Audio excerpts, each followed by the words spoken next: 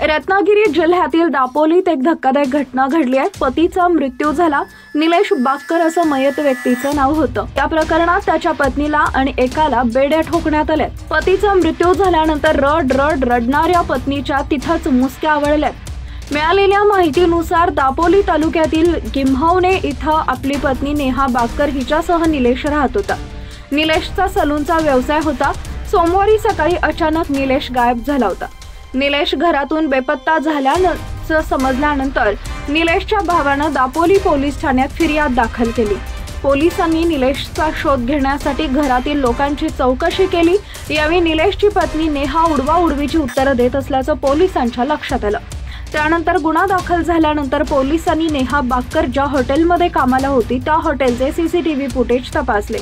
यावेळी ती तिच्या प्रियकरसह दोघे जण हॉटेलमधून बाहेर पडत असल्याचं दिसून आले। त्यामुळे पोलिसांचा संशय अधिक बळावला। नेहानं एका बियर शॉपीवरून बियर खरेदी केल्याचं देखील सीसीटीव्ही मध्ये दिसून आलं।